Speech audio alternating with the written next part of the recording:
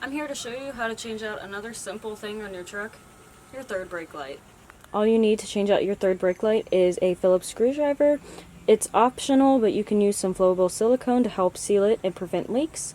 Then obviously your gasket and also the brake light itself. So this is the stock third brake light, and as you can see right here, it is actually cracked, which has caused 3 different water spots on my headliner.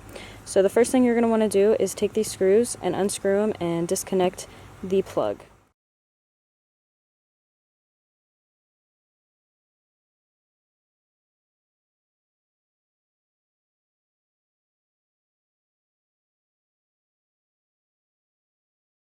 For everything to stick better, like the adhesive gasket and the silicone, I would prefer just taking some Windex and cleaning this so like all this dirt and all that is not interfering with it sticking, and then that way you hopefully won't have any water leaks like I did personally.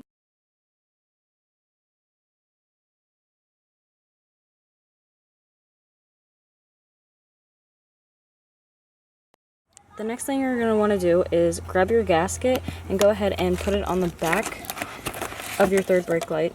And you're going to want to make sure that you slowly put it on and leave no air bubbles, and also stay within the line or the trim of the brake light itself.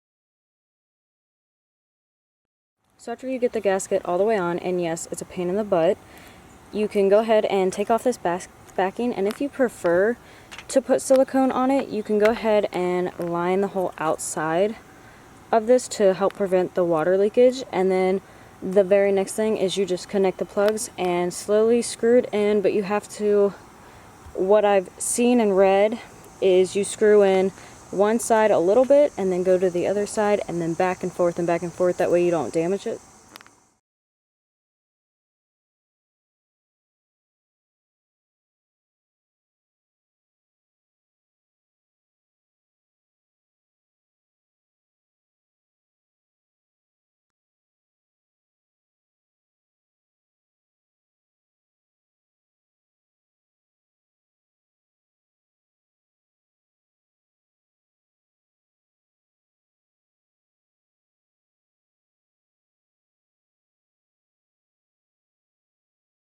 And then your last step, but still very much optional, is adding silicone around your brake light just to help keep it water sealed as best as possible.